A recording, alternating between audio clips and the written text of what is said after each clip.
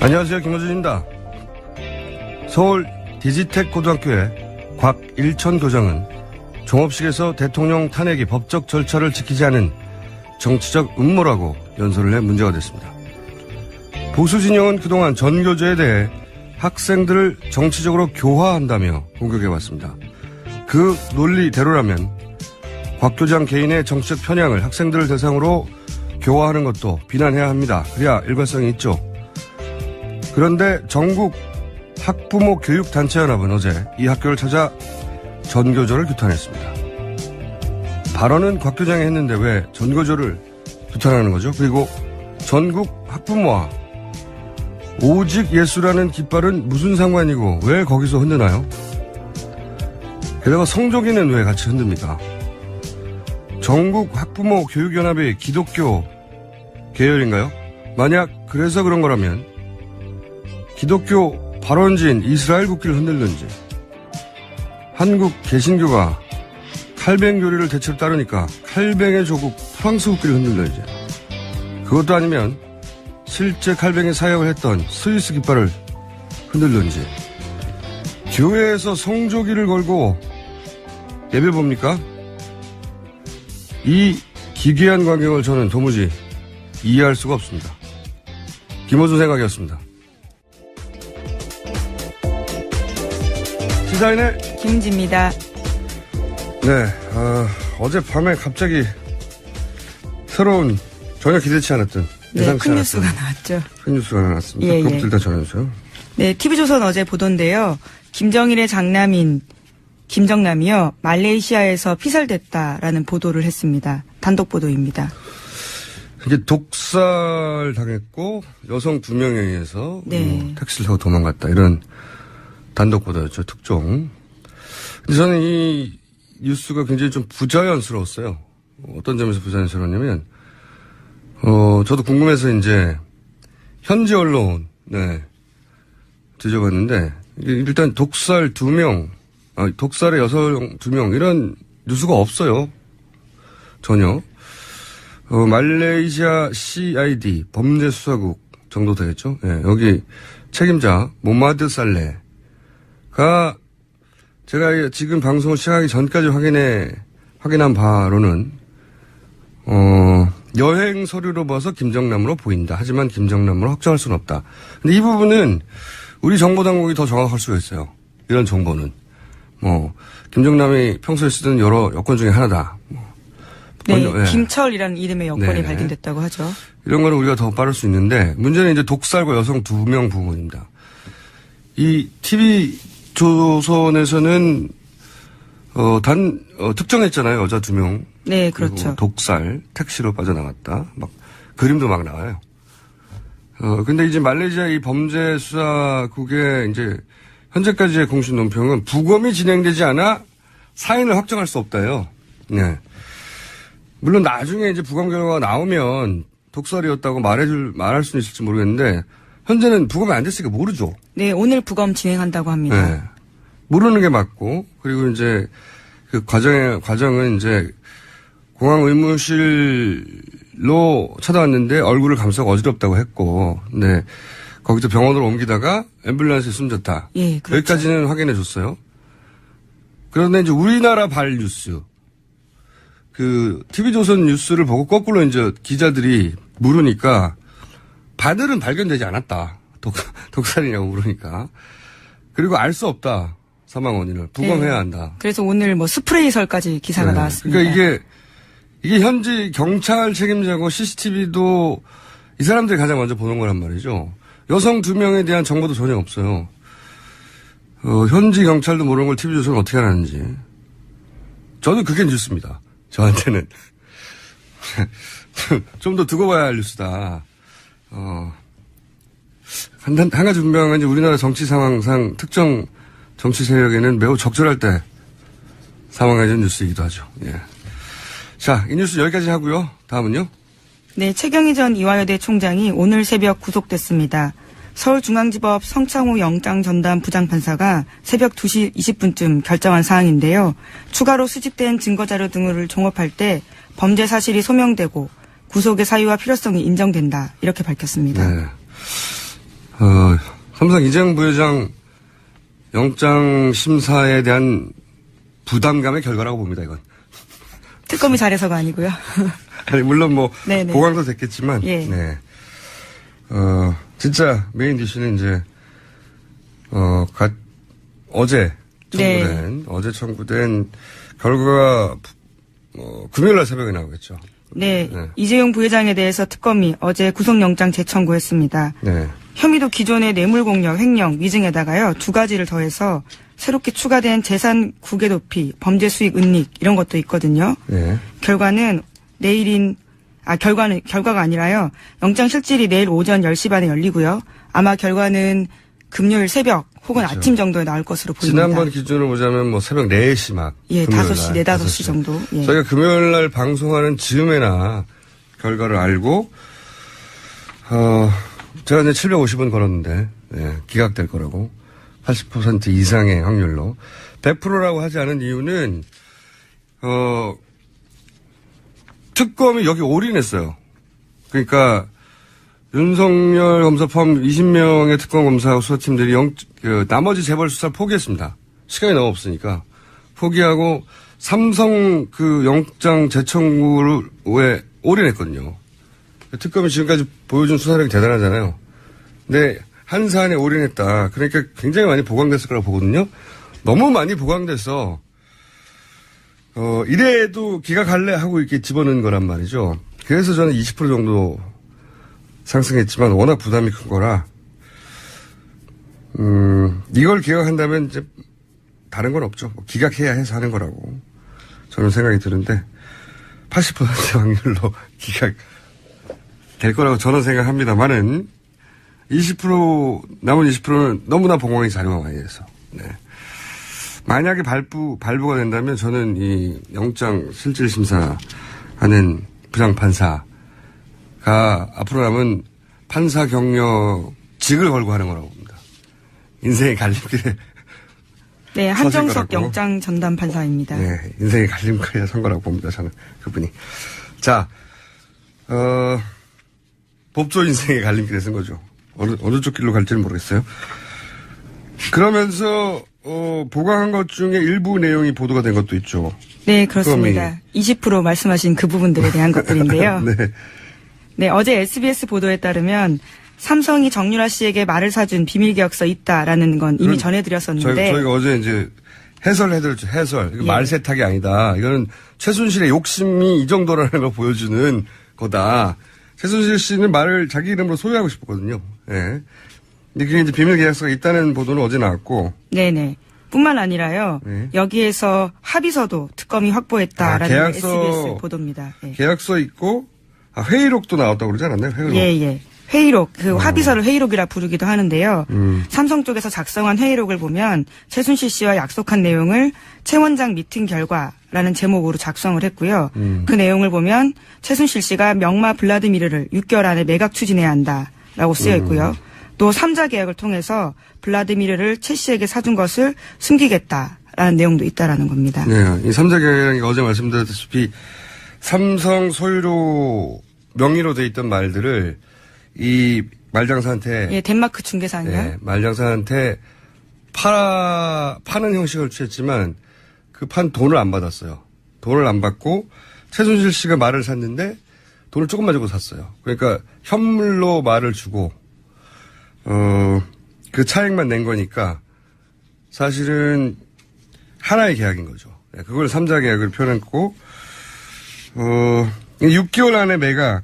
이 조항이 저는 굉장히 중요하다고 보는데, 이건 이제 회의록이 나왔다는 거잖아요. 네네. 이게, 그러니까 이런 거죠. 돈 조금 주고 샀잖아요. 비싼 말을, 30억짜리라는 말을. 좀 얼마 주는지는 모르지만 좀 조금 주고 샀잖아요. 근데 6개월 후에 매각하면 30억을 다 받을 거 아닙니까? 그다음부터는 돈이 완전히 세탁되는 거예요. 여기서부터는 돈 세탁이 되는 거죠. 네, 말 세탁에 이어 돈 세탁을. 그 앞 계약은 말을 주고, 네네. 돈을 조금 내고, 차액만큼만 내고 비싼 말을 자기가 가졌고, 이제는 이 말 30억짜리를 팔아버리면 자기가 30억이 들어오잖아요. 그다음부터 사는 말들은 이제는 완전히 흔적이 없는 거, 자기 돈으로 산 게 되는 거죠. 그 단계를 담은 거죠. 이거 아주 치밀한 돈 세탁이다. 이 계약의 속성을 정확하게 이해하면 구속돼야 되는 거 맞죠. 이런 회의로까지 나왔는데 계약서와 이것도 구속이 안 된다는 건 말이 안 되는 것 같은데. 자, 관련 뉴스 또 있나요? 네, 이번에 또 메모지도 나왔다라는 건데요. 네. 검찰이 지난해 초 삼성전자 압수수색하면서요. 박상진 사장이 쓴 메모를 압수수색했습니다. 거기에는 지난해 9월 달에 최순실 씨 독일에서 만나면서 쓴 메모인데 이렇게 쓰여 있다고 합니다. 내년 대선 전 또는 정권 교체 시 검찰 수사 가능성. 검찰 수사 개시되면 우리는 자료 제출해야 함. 삼성 폭발적. 프로그램 일단 중지, 정보 소스 단속. 이렇게 써놨고요. 또 다른 메모에는 이렇게도 쓰여 있는데요. 말에 대한 욕심 그대로. 최순실 씨를 일컫는 말로 보입니다. 제가 말했잖아요. 이건 말 욕심 때문에 이런 계약이 나온 거라고. 말 욕심 그대로. 저는 칭찬받아야 됩니다. 말 세탁이 아니고 말 욕심 때문이라니까요. 예, 지난해 9월에 그렇게 난리가 났을 때도 불구하고 정말 참. 예. 그때도 자기 명의로 말을 가지고 싶었던 거예요. 그전까지는 삼성전자 명의로 돼 있던 걸. 그래서 그런 복잡한 계약을 한 것이고, 그 다음 동시에 그러면서 돈 세탁이 이루어지는 거죠. 그 다음 구매할 때부터는. 최 씨의 말에 대한 욕심은 그대로다. 야, 이런 게 나왔는데도 구속을 안 한다는 게 말이 되나, 이게. 자, 다음 뉴스는요? 네, 어제 뉴스공장에 출연한 최동욱 전 검찰총장에 관한 뉴스인데요. 최 전 총장에 대해서 대한변호사협회가 변호사 개업 신고서를 받아주지 않겠다라고 밝혔습니다. 이 뉴스는 제가 할 말이 있습니다. 이거 특주시. 제가 굉장히 화가 나는 뉴스인데 왜 화가 나는지 잠깐 설명을 드리면 어제 이제 최동욱 총장 인터뷰하고 하루 종일 검색어가 있었어요. 네, 굉장히 화제가 됐죠. 네. 네. 그 특검이 왜 연장돼야 되는지, 삼성 이재용 부회장이 왜 구속돼야 되는지 제가 들어본 것 중에 가장 설득력 있는 네네. 인터뷰였고. 재밌게 들었습니다. 네. 그 굉장히 인상적이었다는 사람도 굉장히 많이 만났어요, 저도. 뉴스공장 인터뷰 역대 베스트 3 안에 든다. 나머지 베스트 2는 아직 정하지 못했어요. 네. 이거부터 일단 정해놓고요. 네네. 정말이 그 정도인데 인터뷰가 끝난 직후에 계속 검색어가 뭐 1위도 올라갔다 했었거든요. 직후에 갑자기 최동욱 총장 변호사 못한다 이런 기사가 쏟아졌어요. 검색을 해보면 최동욱 이름 치면 이 인터뷰가 나오는 게 아니라 그보다 훨씬 더 많은 기사가 최동욱 전 총장 변호사 못해 제목으로 뽑아온 네네. 이게 나왔거든요. 하필이면 인터뷰한 당일날 아침에 같은 시간대에. 그리고 결국은 포탈은 이 인터뷰 못해를 메인 기사로 걸었어요. 저 인터뷰가 아니라. 이게 우연인가? 저는 아니라고 보는 이유가 있는데 간단하게 정리하면 변호사가 되려면 변호사 등록신고서, 개업신고서 2개의 서류가 네네, 그렇죠. 필요합니다. 그런데 그리고 변협에 등록이 돼야 등록신고서 등록이 돼야 변호사가 된다고 정해져 있어요. 최 총장은 지난 1월 달에 이미 1월 5일 날 서울지방변협에다가 이거 서류를 접수했어요. 서울변협은 소리 문제가 없으니까 대한변협으로 전달하고 대한변협은 한 달 동안 심사를 안 했어요. 안 하다가 우리 방송 이렇게 바로 전날 아주 우연하게도 전날 서류를 이상이 없다고 받았어요. 등록심사위원회에서 규정상 아무 거부 사유가 없다고 의결했다고 이제. 그래서 이걸로 법적 절차 끝난 거거든요. 이 서류 2개가 동시에 들어가고 그리고 받아들여지고 끝이에요. 근데 다음날 아침 오전에 대한변협 회장 명의로 성명서가 나온 겁니다. 이게. 이 뉴스의 출발점은 개인 성명서에서 뭐라고 나오냐면 개업 신고서를 반려한다고. 제가 화가 난 부분이 이거예요. 이게 말이 안 되는 게 변호사 등록은 변협에서 의결하도록 되어 있고 그래서 그 등록이 됐어요. 의결을 해서. 변호사 개업은 신고제입니다. 신고만 하면 끝나는 거예요. 허가받는 게 아니라. 접수되면 끝인 거예요. 그러니까 어제 2가지 서류가 들어갔고 의결하면서 끝난 겁니다. 반려라는 절차 자체가 없는 거예요. 신고제도이기 때문에. 이게 허가가 아니에요. 허가. 서류가 미비하네요. 어쩌고저쩌고. 요건이 안 됩니다. 서류를 다시 봉해서 반려 절차가 없어요. 신고하면 끝이니까. 다 끝난 거거든요. 그런데 이 성명은 그러니까 하등의 법적 구속력이 없는 겁니다. 이 이 성명을 낸다고 해서 변호사를 못하는 게 아니에요. 법적 절차는 끝난 거예요. 그냥 회장 개인이 자신의 페이스북에 나는 반대 쓰는 거하고 똑같은 겁니다. 법적 구속력이 없는, 완전히. 그런데 이걸 굳이 내요. 마치 변호사를 못할 결격 사유를 변협이 공식적으로 인정한 것처럼 그렇게 느껴지잖아요, 이게. 네, 그렇죠? 물론 대한변협은 정관예우를 이야기하고 있긴 아니, 하습니다 3년 반 전에 현 정권에서 잘린 정관예우를 누가 해줍니까? 바로 전날 정상 등록을 해줬어요.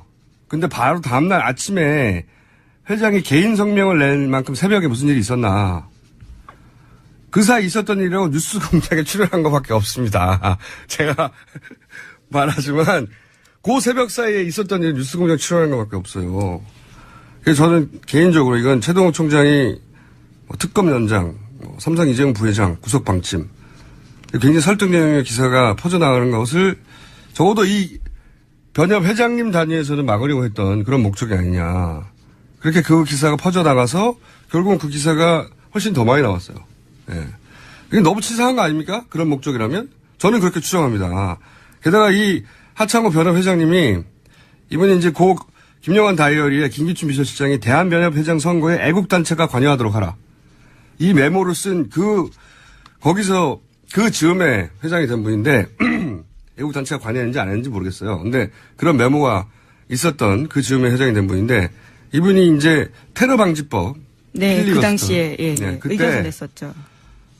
변호사들의 의견 수렴을 하지 않고 대한변협 명의로 그냥 테러방지법 찬성 발표한다는 성명을 내버린 거예요. 예. 그 당시 논란이 있었습니다. 네, 그래서 변호사들이 항의하고, 그래서 나중에 사과 성명을 했어요. 네, 본인이 개인 단독으로 변협 이름으로 내버렸다고. 근데 이번에는 맨 아래 성명으로 나온 건 이 출발의 성명이에요. 개인 성명. 맨 아래 보면 본인 명의로 돼 있습니다. 변협이 아니라. 이 차이가 큰 겁니다. 이 기사를 쓴 분들이 이 성명서를 확인했는지 모르겠는데 저도 확인해 봤어요. 맨 밑에 개인 명의예요. 대한변협의 회장 누구라고. 대한변협 이름이 아니라.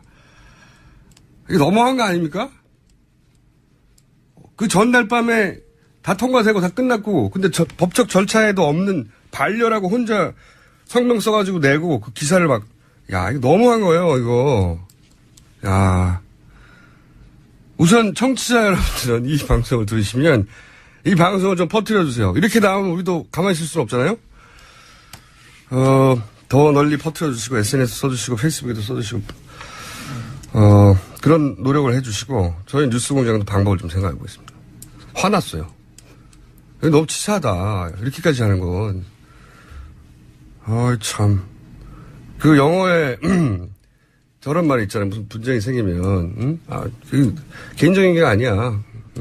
사감을 하는 게 아니야. 저희는 사감입니다. 이건 아니죠. 이거 반칙이죠. 그리고 기사를 쓰실 때 좀 확인해 봐 주세요. 성명서 딱 들어가서 확인해 보면 개인 명의로 돼 있는 겁니다. 그런 절차 없어요. 확인해 보세요. 반려라는 절차 없다니까요. 자, 화나. 다음 뉴스는요? 네, 특검이 어제 박 대통령 대면 조사와 관련해서 현재 적절한 조치를 취하고 있다라고 밝혀서요. 관련한 대면 조사 협의가 재개됐다라고 밝혔습니다. 안 하신다니까요. 지금 하신다고 하는 지가 지금 열흘 좀 됐어, 이제. 안 해요. 네. 제가 처음 나왔을 때부터 안 한다고 했잖아요. 원래부터 할 생각이 없었던 겁니다. 원래부터. 네. 다음 뉴스는요? 네, 지난주에 잠깐 말씀드린 적이 있는데요. 개성공단을 미얀마로 떠넘기려고 하는 정황이 보이는 안종범 전 수석에 대한 수첩에 대한 시사인 보도가 어제 온라인에 나왔습니다. 제가 말했잖아요. 예. 미얀마하고 이거 대체공단, 개성공단 이게 뭔가 흔적이 있을 거라고 찾아보라고. 이게 네, 찾았습니다. 찾았어요. 예. 잘했어요. 이게 그냥 됐을 리가 없어요. 최순실 이꼬르 돈 이렇게 생각하고 제가 지난번에 방심했다고 그랬잖아요. 말장수가 대통령 만난 걸 그냥 인사하러 온 거라고 방심해서 착각했다고 반성했지 않습니까? 최순실의 이름이 등장하면 돈 이거 생각하고 어디서 돈이 나오지 찾아봐야 돼요. 근데 미얀마에 개성공단 관련된 메모가 나왔나요? 어떻게 됐나요? 네. 안종범 전 수석이 VIP 지시를 써놓은 부분에 보면요. 개성공단이 폐쇄된 지 한 달 후에 나온 이야기인데요. 박 대통령이 미얀마를 언급하면서 한인타운 조성과 함께 개성공단을 말했다라는 겁니다. 한인타운 조선 같은 경우에는요. 초기 최순실 씨가 구상했던 미얀마 K타운 모형입니다. 그렇죠. 예. K타운 모형인데 K타운하고 개성공단하고 무슨 상관이 있다고 개성공단을 옆에서 써놨대요. 예, 이렇게 줄로 이어놓기까지 했습니다. 이렇게. 이게 아마 지난번에 계속 말씀드렸지만 이제 토지 사용권에 주목해야 된다고 제가 말씀드렸잖아요. 땅을 이런 식으로 대규모로 싼 값에 혹은 무료로 장기 불화받으면 그 정부로부터 그 땅만 가지고도 그 위에 공장을 짓게 하면 그다음부터는 사실 그야말로 땅 짓고 헤엄치기 몇십 년간 왜 그랬잖아요. 최순실도 미얀마이고 우리 자손 대대로 먹고 살 사업이라고. 네네. 장시호 씨한테 그렇게 이야기했다는 거죠. 그게 이거예요. 땅을 불화받아서 가만히 있어도 되거든요. 공짜로 받았으니까. 거기 뭘 짓기만 하면 그냥 돈이 나오는 거예요. 근데 이제 그 부지가 크면 공장 같은 게 들어오면 이제 대박이 나는 거죠. 최순실 씨 입장에서는. 예, 실제로 지난해 10월 달에 보니까요. 코트라 본사에서 LH와 코트라 주체로 미얀마 진출 권한은 설명에도 있었습니다. 이게 정말 저한테 놀라네요. 저는. 이런 거 뭐 나올 거라고 했잖아요. 잠깐 더 나올 거예요. 37번, 아니 39권짜리 종범실록이 뭔가 나올 거라고 봅니다. 저는 뭔가. 저는 오늘 어제 최동욱 관련 뉴스를 보고 정말 화가 났어요. 이렇게까지 하나. 새벽 사이에 무슨 일이 있었겠어요. 새벽 사이에 무슨 일 없었어요. 뉴스 공장은 아침 일찍 나온 것밖에는. 참네. 자, 청취자 여러분들도 이렇게 나온다면 널리 퍼뜨려 주시고 저희도 이제 방법을 찾아서 널리 퍼뜨리도록 하겠습니다. 거꾸로 더 많이. 실제로 정말 정관 몸값이라고 하는 게 1, 2년 정도거든요. 그런데 최 총장 같은 경우에는 물러난 지가 꽤 됐습니다. 그런데 3년 명목이 전관예우라고 하는 게 전관예우를 예를 들었는데 전관을 줄 사람한테 물어봐야죠. 현 정권에서 그렇게 처참하게 잘린 사람한테 전관을 누가 줍니까? 말도 안 붙일 이유가 없으니까요. 전관예우를 우려해가지고 변호사를 하지 말라는 개인 의견이에요. 개인 의견. 반려라는 절차가 없어요. 그걸 무슨 공식적인 것처럼. 자, 흥분했어요, 제가. 시사인의? 예, 김은지였습니다. 감사합니다. 항상 나라를 생각합니다. 이혜훈의 나라 걱정.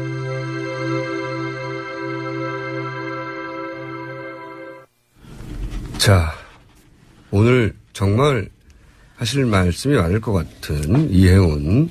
왜냐면 지지율도 떨어지고. 저희 지지율 오를 거예요. 잘못하면은, 당도 막 해체한다고 하고 막 정당 해체라는 말도 했었어요. 누가요? 우리가 아니고 우리가 저쪽 보고 하라 그랬지. 아니, 대표님이. 정 대표님이 만약에 탄핵이 기각되면 우리는 정당성을 잃었기 때문에 당을 해체하겠다고. 근데 저는 그게 좀 이해가 안 갔던 게 정명국 이제 저희 인터뷰에서 대표님이 하신 말씀인데. 이상하네. 우리는 분명히 의원직 사퇴만 우리가 의결했는데. 저랑 인터뷰하다가. 그러니까 의결하지 않은 말씀까지 막 하시네. 저랑 인터뷰하다가. 네. 제가 막 이것저것 따지니까 우리 진심을 알아달라면서 그런 말씀 하셨어요. 낚였구나. 아니 우리 김어준 앵커는 완전히 사회자님은 맨날 그렇게 사람 낚는 게 업이면 어떡하셔요. 제가 이름이 어쩌가 들어가죠. 어부예요. 어부. 네. 자, 이 얘기부터 해야 될 것 같아요. 다른 것보다 지금 대변인 하시던 네. 장 대변인. 네. 장 대변인이 사실은 막 피치를 올리면서 계속 잘 나갔죠. 그리고 특검 연장해야 되겠다고. 아니, 그리고 뭐 청문회에서도 상당히 압박했죠. 그래서 많은 중요한 진술도, 의미 있는 진술도 얻어내고. 뭐라고까지 했냐면, 특검 연장, 만약에 황교안 대행이 안 해주면 본인이 바른정당 전원에 서명을 받아서 특검 연장 본인이 반드시 관철시키겠다고 굉장히 공개적으로 강력하게 얘기했거든요. 근데 그런 얘기를 한 다음날 갑자기 사건이 터져가지고 하루아침에 뭐 의원직 사퇴까지 몰려가는데 저는 이제 오랫동안 새누리당 지금은 이제 자유한국당이죠. 네. 자유당이죠 뭐. 네. 네. 자유당이라고 하시니까 요 시간만큼은 그럼 자유당이라고 같이 부르겠습니다. 네. 원래 이제 불러달라고 하는 대로 불러주는 게 맞긴 한데 한국당은 좀 이상해요. 한국당은 미국당 있나요? 아니 뭐 대한민국 전체가 자기들 같이 얘기하니까 그건 좀 프랑스당 들어본 적 적절치 없는데. 않아요. 저도 그렇게 생각해요. 일본당 이거 없잖아요. 그걸 또 사용해도 된다고 또 허락한 기관은 또 뭔지 모르겠는데 어쨌든 진짜 이상한 거예요. 한국당 이런 하면 거. 우리 모두가 그 당 당원 같잖아요. 말레이시아당. 5천만 국민이. 네. 5천만 국민을 그 당 당원으로 이렇게 처리하는 것은 찬성 아닙니다. 뭐 그건 그 당의 노림수죠. 이하간 여기서는 그러면 잠시 자유당이죠. 예. 의원님 워딩에 따라 자유당을 제가 오랫동안 이렇게 물끄러미 쳐다보는 게 저의 취미였고 오랜 세월 쳐다봤는데 장재원 의원은 지나치게 절묘한 타이밍에 이렇게 가시는구나. 그리고 다들 이해 안 된다라고 얘기하는 게 이제 그 트위터에 올린 친구들의 글인데 예. 이 사람 저 사람이 섞여 있는 거잖아요. 예. 그렇게 모든 친구들이 한꺼번에 거의 총 걸기를 타이밍 맞춰서 잘 했을까? 그건 상당히 일어나기 어려운 가능성 제로 이벤트 아니에요? 그러니까 다들 이제 여의도 또 참새들 얘기를 하면 참새들. 이거 뭔가 정보를 지고 있는 모든 것을 다 들여다보기는 빅브라더 같은 존재인 사정기관이 딱 기다리고 있다가 터뜨렸다 보내려고. 그런 얘기를 지금 하고 있습니다. 좀 많이들 해요. 여의도에서는. 심지어 언론인들까지도 밥 먹은 데 가니까 그런 얘기 기관 하시더라고요. 정확한 이름이 어디죠? 그건 뭐 또 얘기하면 또 그 기관이 우리 국세청인가요? 아니다. 뭐 그런 이름 앞에 한자가 들어가는 것 같긴 한데. 맞네. 국자가요? 네. 그런 국방일보? 이제 제가 하는 얘기가 아니고 예. 여의도에서 심지어 언론인들도 그런 얘기를 하고 있어요. 어제 식사 자리에 갔더니 언론인들 한 5-6명이 그런 얘기도 하더라고요. 그래서 제가 사람 마음이라는 거는 다 비슷하구나. 뭔가 이상하다. 그러니까 장재현 의원이 국방일보에 의해서 네, 하여튼 국자 들어가는 기관에 의해서 난 설이 있죠. 예. 네. 그런 설들이 파다하다. 지금 파다해요.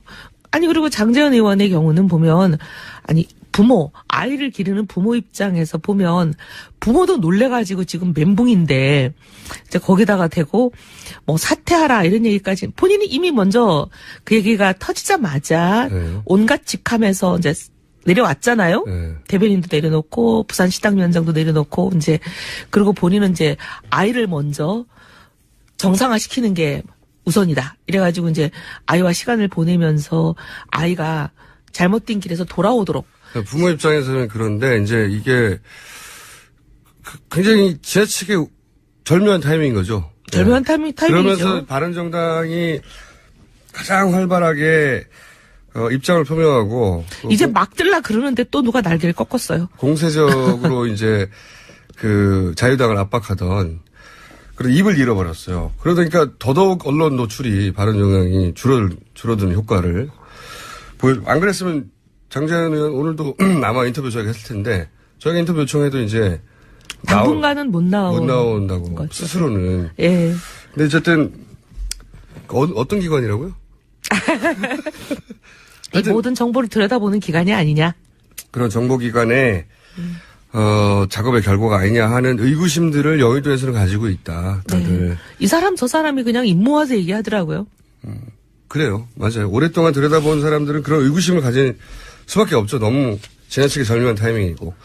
그리고 그건 굉장히 이제 사적인 정보인데 한 사람이 한 것도 아니고 좀 이상하잖아요. 그런 점이 있습니다. 분명히. 그런 의구심을 가질 만하고. 두 번째로 제가 같이 오늘 꼭 얘기해 보고 싶은 게 뭐냐면 이거예요. 저는 이제 지난 월요일부터 계속해서 최근에 자유당의 그 행보가 좀 이상하다. 어떤 의미에서 이상하냐면 갑자기 야당에서 요구했었어야 하는 헌재 판결을 무조건 결과에 상관없이 승복한다는 요구, 그걸 서약서로 쓰라고 무려. 이거는 예전에는 바른정당이 새누리당한테 요구했던 거예요. 요구하고 계속 얘기해도 들은 척도 안 하셨어요. 네, 그때는 계속 바른정당이 새누리당에다가 승복해라. 그러니까 이제 선언하자. 예. 그리고 합의하자. 예. 선언을 국민 앞에 발표하자 우리 합의해서 그렇게 얘기해도 꼼짝도 안 하더니. 그렇죠. 지난달까지만 해도 바른정당이 새누리당에 요구했던 건데 왜냐하면 이제 인용될 거라고 다들 이 정도인데 어떻게 인용이 안 될 수 있겠냐고 생각했었고 그렇게 저희는 사실 뭐 인용이 되든 기각이 되든 그건 헌재가 판단할 몫이지만 어떤 방향으로 결론이 나도 둘 다 승복하자였거든요. 그건 이제 표면적인 명분이고 실제는 인용될 거라는 생각에 거의 미륵간신법으로 보고 계시네요. 근데 그렇게 강력하게 요구에다가 새누리당이 갑자기 지난주부터 역전돼가지고 새누리당이 요구하기 시작했어요. 아니 자유한국당이죠 이제. 자유당이죠. 자유당이 갑자기 뭐 요구하는 걸 말씀하신 대로 넘어서서 문서로 이거를 뭐 서약서를 쓰잖아요. 쓰자. 그다음에 막. 그런 말을 거기 동의하지 않는 대선 후보들은 나올 자격도 없다는 막 엄청나게 공격적으로. 아니 대선 후보들 우리 바른당이 제일 먼저 유승민 후보가 얘기했잖아요. 대선 후보들 모두 모여서 이거 승복한다는 선언하자 했을 때는 그쪽에 9명인가 10명인가 지지율 거의 0%에 가까운 사실상 0%의 9명인가 10명인가 뭐 대권 주자가 계신다는데 그분들 한마디도 답이 없었어요. 그때는요. 네. 그때는. 아니 불과 얼마 전까지 답이 없더니 갑자기 돌변했어요. 그렇죠. 네. 저는. 그래서 이것도 이제 여의도에서 말이 많아요. 잠깐만요. 왜 그럴 거냐. 그렇죠. 저도 그래서 이틀 연속으로 무슨 얘기를 했냐면 우리는 모르는 그들만 아는 정보가 있는 거 아니냐 이거. 그거에 근거하여 뭔가 자신을 얻은 거 아니냐. 이게 제 이제 추정이었어요. 왜냐면 그러지 않으면 그렇게 전제하지 않으면 이해할 수 없는 행보 아니냐 이게. 왜 이렇게까지 자신 있게 나오는 거냐. 생각해 보시면요. 그 서약서를 이제 보십시오. 탄핵이 제가 짧게 말씀드릴게요. 탄핵이 인용됐어요. 새누리당한테는 굉장히 나쁜 뉴스죠. 그러면 대선 후보들도 다 서약하라고 그러잖아요. 그럼 자기들이 그 걱정이 돼서 서약을 하라고 그랬다면 새누리당의 대선 후보들이 길거리로 나갈까봐 그게 걱정이 돼가지고 다른 당 후보들도 사인하라고 하는 거예요. 다른 당 후보는 안 나가거든요, 그때? 그러니까 이 경우를 상정하는 건 아닌 거예요. 탄핵이 그런데 기각이 됐어요. 그럼 다른 당 후보들이 막 쏟아져 나올 거 아닙니까? 새누리당한테는 좋지만. 그 사람들이 나오면 80% 국민들이 그 인용을 원했는데 기각이 되면 다 같이 난리가 날 거잖아요. 그거를 막으려고 했다. 그거는 말이 되죠. 아니 그럴 가능성밖에 없는 거죠. 그 그렇죠. 반대의 가능성은 말이 안 되는 거죠. 예. 근데 새누리당이 뭘 믿고 그러냐는 거죠. 제가 여기까지고 그다음에 무슨 이야기가 도느냐? 좀 자세히 얘기해 주세요. 최근에 한 지난주 말쯤부터 소위 공중파라고 불리는 우리 방송들 있잖아요. 예. 근데 저희가 출연을 하러 가면 막 국장님들, 본부장님들 이렇게 굉장히 고위직들이 나와가지고 뭐라 그러냐면 탄핵이 통과가 안 된대요. 무산이 된대요. 막 이런 정보를 얘기를 해요. 기각된대요. 네. 네. 그래서 저희가 너무 놀래가지고 아니 어디서 그런 거 정보를 얻으셨어요? 라고 물어보면 이제 뭐 어디서 들었다 이렇게 아니, 저 얘기하고. 글쎄요, 어디서요? 근데 그건 그다음에 얘기를. 그분들이 입으로 어디서 들었다는 얘기는 안 하는데 그분들 얘기는 7명의 헌재 재판관 지금 사실 8명인데 이분들은 3월 13일을 넘긴다는 걸 거의 확실시하면서 얘기를 해요. 3월 13일이 넘어가면 7명만 남잖아요. 그쵸. 그 7명 중에 2명을 대통령 측이 확보했다. 확보했다. 심지어 이름까지 얘기해요. 누구누구 K모 A모 그렇게 얘기를 하시면서 잠깐만요. K모? A모 L모요? A모. 그렇게 이제 두 사람을 확보를 확실히 했다. 대통령 측이 그렇게 청와대가 얘기하더라. 이런 얘기를 막 해요. 그래서 아니 왜 청와대가 이런 얘기를 방송사 간부들한테 하고 다니지? 했는데 여의도 돌아오니까 무슨 얘기냐면 청와대 행정관들이 각계각층에 퍼져서 방송국에도 찾아가고 심지어 우리 당에도 오고 정치인들도 만나고 국회도 얘기를 하면서 그 똑같은 얘기를 하고 다닌다는 이게 거예요. 청와대 말입니까? 청와대 말이죠. 청와대 행정관들이라고 하니까. 현직 행정관. 그 들은 사람들이 하는 말은 나는 청와대 행정관 누구에게 들었다면 이제 얘기를 하는 거죠. 그렇게 얘기를 한대요. 그러면서 그 두 사람 이름까지 얘기를 하면서 두 사람을 확실히 확보했다. 그런 얘기들을 한다는 이게 거예요. 그러니까 저작거리에서 들었다거나 뭐 찌다시발 뉴스가 아니라 나는 청와대 행정관 모모에게 이야기를 들었다. 뭐라고 들었냐면 두 사람의 이름과 함께 확보했다고. 예, 그런 얘기가 돌아다닌대요. 그러면서 언론들도 그런 얘기를 하고 심지어 의원들도 그런 얘기를 해요. 그러면서 그 얘기를 또 믿는 사람도 있고 갸우뚱하는 사람도 있고 이게 설왕설래 시끄러워요. 그것도 카더라 아니냐며. 예. 근데 이제 그 왜 청와대 행정관들이 그런 얘기를 하고 다니는지야 뭐 의도는 뻔하지만 예. 근데 그게 과연 사실이냐 아니냐 A모 K모가 진짜 자기들은 탄핵을 무산시킨다. 반대 입장을 낸다 탄핵에. 이런 것을 과연 얘기했을 리가 있냐. 둘 중에 하나죠. 그런 말을 한 적이 없는데 이런 뉴스를 퍼뜨려서 본인들에게 유리하게 정보를 끌고 가려는 의도가 있거나 그렇죠? 근데 이제 헌재 재판관들은 고도로 훈련된 분들이에요. 네. 갑자기 헌재 재판관이 된 무슨 병아리 초년생들이 아니잖아요. 네. 자기 평생의 이 커리어를 재판에만 어떻게 보면은 재판에서만 싸우신 분들이라 네네. 절대 재판을 어떻게 할 거다 하는 결과 얘기를 자기 가족한테도 안 하는 걸로 알려져 있는 분들인데. 누군가한테 확실하게 얘기하기 근데 어렵죠. 그런 분들이 당연히. 뭐 청와대에 얘기했을까?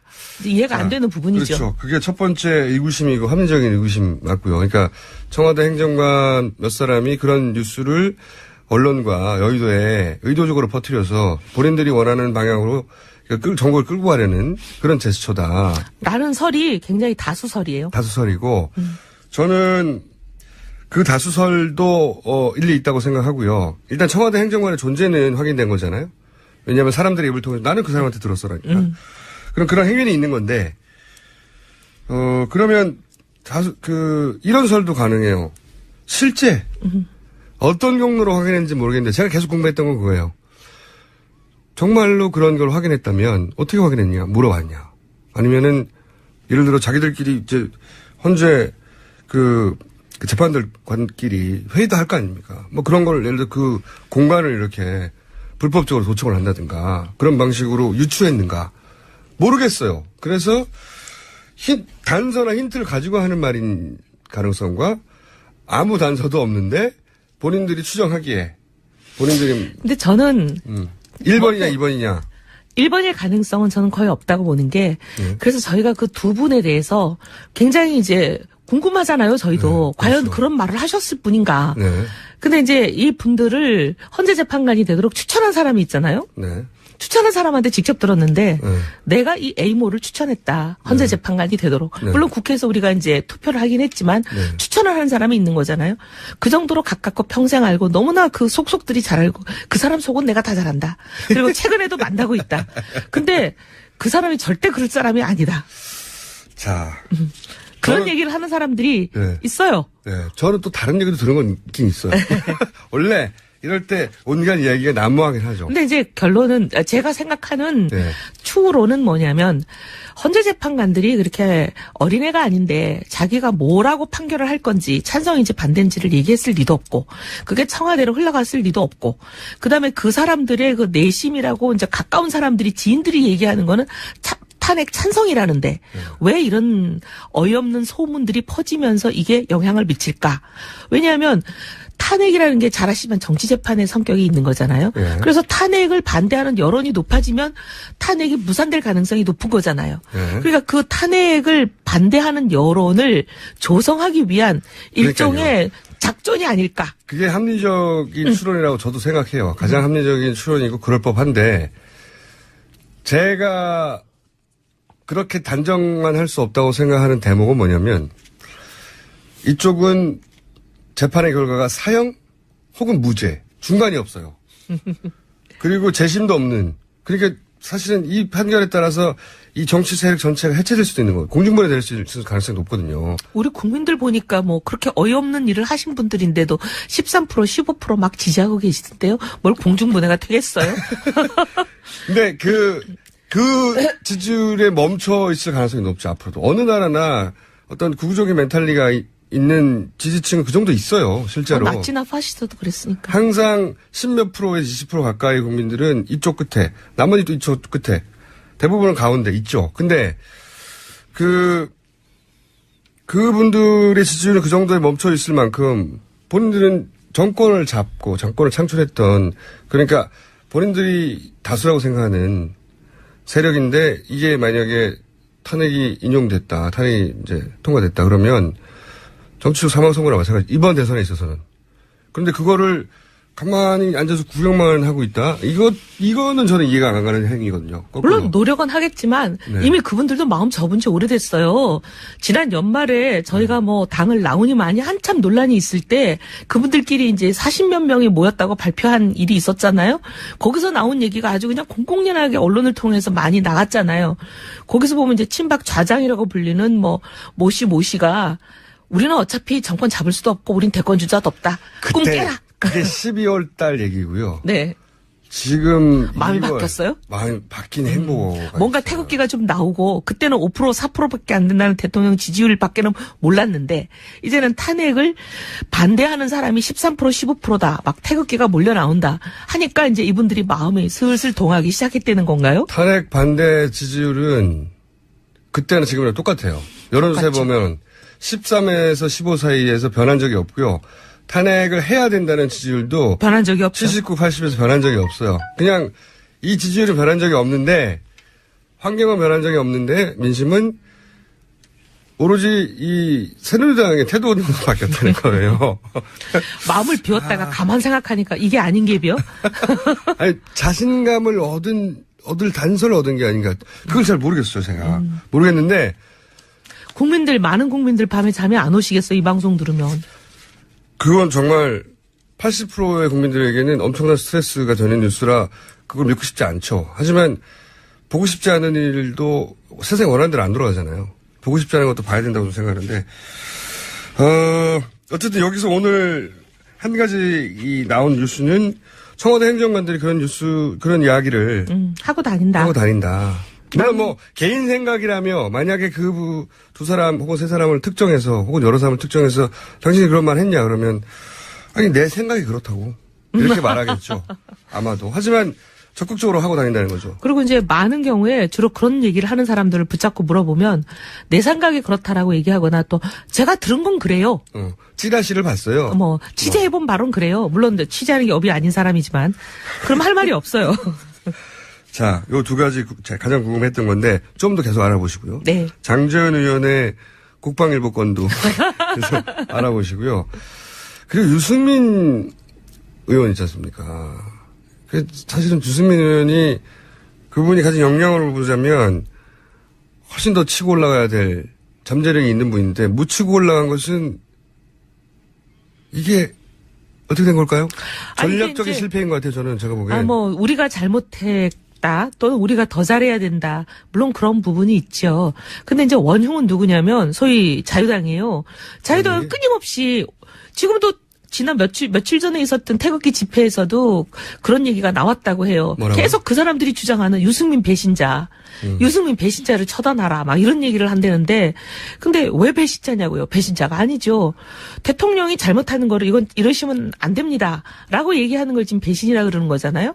근데 이제 그런 배신이라면 사실 해야 되는 거 아닌가요? 근데 이제 그런 정치적 공격을 받지 않는 정치는 없어요. 근데 굉장히 그 집요하게 악랄하게 페이크 뉴스를 대량으로 살포하면서 지금 거의 1년 이상을 그렇게 낙인 찍어 오고 있어요. 물론 근데 민주당을 지지하는 야권 성향의 지지자들은 당연히 이제 야권 후보들을 지지하죠.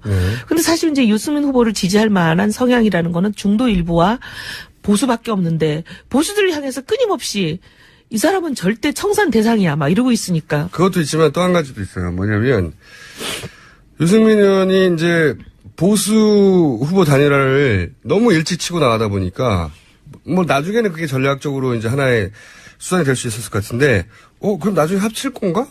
그런 얘기 네. 많이 들었어요. 그래서 저희도 그거 왜 이렇게 일찍 얘기했냐면서 전략적인 실패라고 저는 봅니다. 자신감이 좀 있었죠.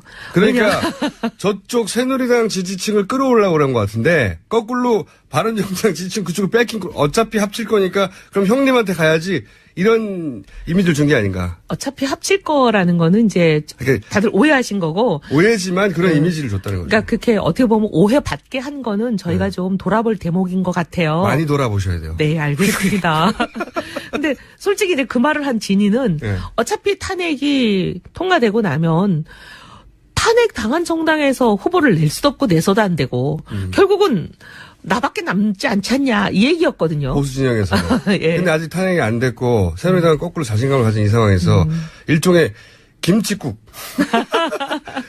문재인 전 대표 김치국 마시지 말라고 막 그러잖아요. 네. 이제 공격할 때. 네. 아니, 벌써 대통령 된 듯이 굴지 마.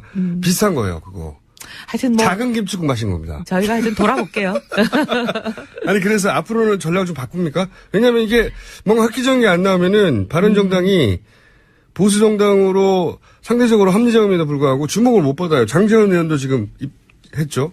그런데 답답하게 됐죠? 저는 이게 이제 뭐 너무 낙관적이다 이렇게 생각하실 수는 있지만 탄핵이 결론 나는 건 이제 한 달 정도밖에 안 남았어요. 네. 한 달 후면은 이 정치 지형과 지지도 구도가 완전히 그냥 천지개벽을 바뀔 겁니다. 그건 그래요. 네. 그건 그래요. 그러니 저희가 너무 그렇게 조급해할 필요 없다 이렇게 생각을 하고요. 그때 보죠. 조급해 하자는 건 아니고 저는 네. 긴장을 놓치지 말아야 된다. 네, 그러겠습니다. 새누리당 계셔보셔서 그리고 본인이 직접 당해보셔서 알잖아요. 한 번 찍어서 아, 집요해요. 그러니까요. 그거 아시면서 네. 그러세요. 집요하고 근데 뭐 페이크 뉴스 정말 잘 만들어요. 전문가들이 붙었어요. 저도 봤는데 네. 이거는 아마추어들이 아마추어들이 하는 만든 수준이 게 아니에요. 아니라 정말 뉴스를 만들 아니 정도의 생산 공장이 있어요.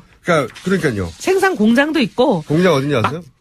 제가 짐작하는 데는 있지만 또 얘기하면 그분들이 또 장제원 의원처럼 또 저도 보낼까봐 그래요? 짐작하는 데가 어디예요? 그분들과 관련된 곳이죠. 페이크 뉴스를 만든 방향성이 일정하잖아요. 그렇죠.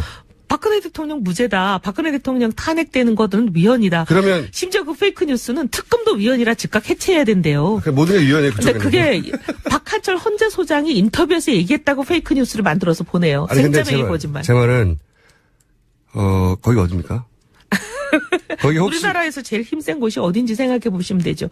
이런 걸 마구 만들어서 배포하고 있는데도 누구도 지금 문제 제기를 국방일보예요? 제가 이 페이크 뉴스 너무 심각해서 몇 개를 이제 어디예요, 경찰서에, 어디?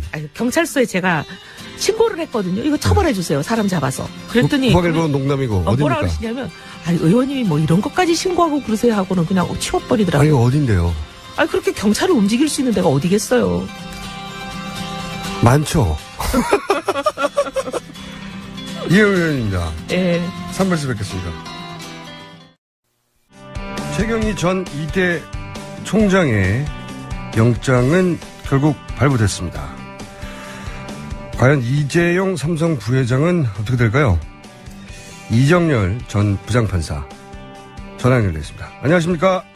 안녕하십니까, 공장장님. 네. 기각된 날 아침에 저희하고 긴급 전화 인터뷰 하셨는데, 네. 자, 특검이 사실상 올인했다고 표현해야 될 것 같아요. 그죠? 네, 그렇습니다. 다른 재벌들 수사는 못한다라고 아예 말을 하면서 시간이 없어서 네. 여기 올인을 했어요. 그러면서 이제 많은 증거들을 보강한 것 같은데 그 결론부터 여쭤볼게요. 개인적으로는 어떻게 전망하십니까? 잘 못 들었습니다. 개인적으로는 영장이 재청구됐는데 이 발부될 가능성에 대해서 순전히 개인적으로는 어떻게 전망하십니까? 개인적으로는 일단 처음에 구속영장 청구 기각 자체가 잘못된 거였기 때문에 네. 이번엔 당연히 재청구는 발부돼야 된다는 게 개인적인 견해고요. 그런데 그건 당이고. 순전히 그렇죠. 네. 네. 전망. 일단 전망은 네. 일단 가장 관심 있게 보였던 신호등이라고 할까, 그게 최경희 총장 네. 영장 발부된 것이 좀 일종의 하나의 신호로 볼 수 있지 않을까 싶은 생각이 들긴 이게 이제 합니다. 긍정적인 신호를 읽으십니까? 아니면 부정적인 신호를 읽으십니까? 긍정적인 신호로 보고 있습니다. 그래요? 그 이유를 좀 부장 판사를 해보신 분으로 설명해 주십시오. 일단 통상적으로 네. 이 구속영장 청구 사건이 판사 혼자 하는 단독 판사 관할 사건인데요. 네. 그런데 이제 아시다시피 서울중앙지방법원 같은 경우에 3사람의 영장 전담 판사가 있거든요. 네. 그러면은 관행적으로 네. 한 사람이 결정해서 한 사람 명의로 나가기는 하지만 네.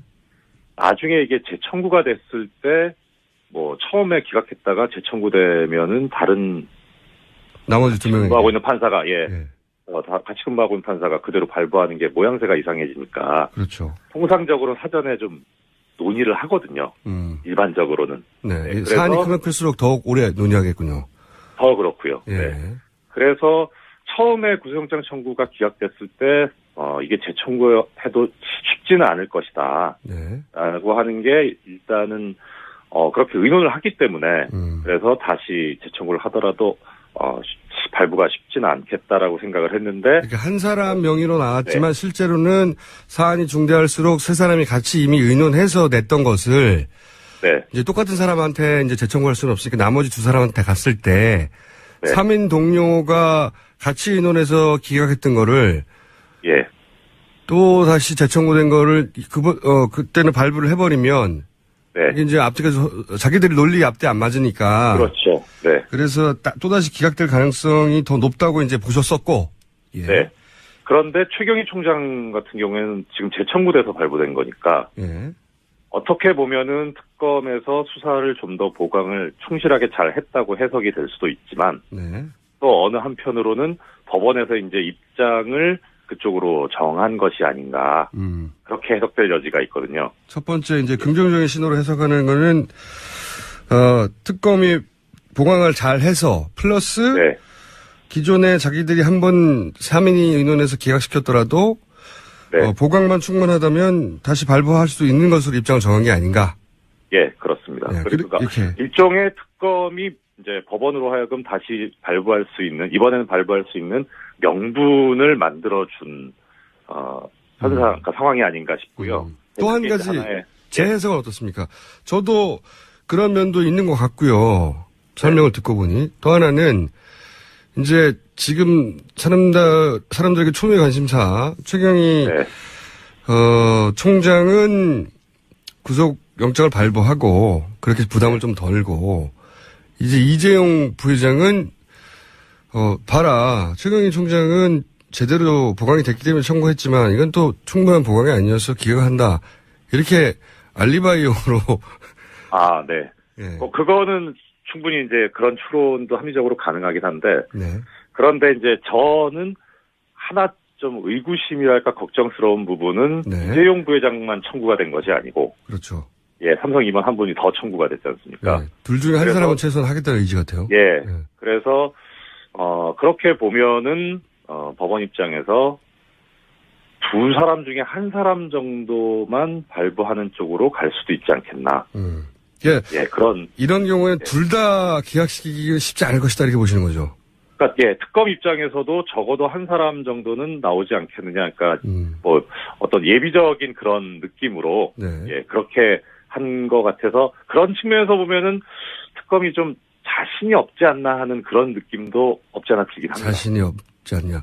저는 해석을 네. 어떻게 했냐면, 아니, 이 정도로 보강해가지고 두 사람을 쳤는데, 둘 중에 한 사람은, 하겠지. 둘 다 하나 보자. 이런, 거꾸로 자신감을 읽었는데요.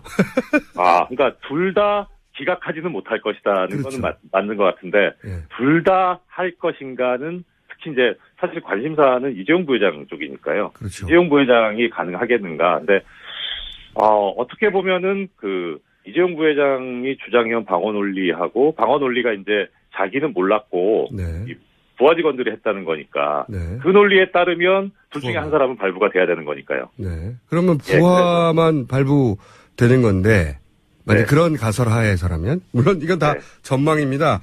아무리 이제 부장 판사를 하셨어도 사실은 지금 당장 이제 결정할 분은 아니니까요. 전망일 수밖에 없는데 저희보다는 훨씬 이제 법원의 분위기를 잘 아시니까. 예, 그리고 결정적으로 처음에도 발부될 줄 알았는데 그런 일이 벌어질지 몰랐기 때문에 그렇죠.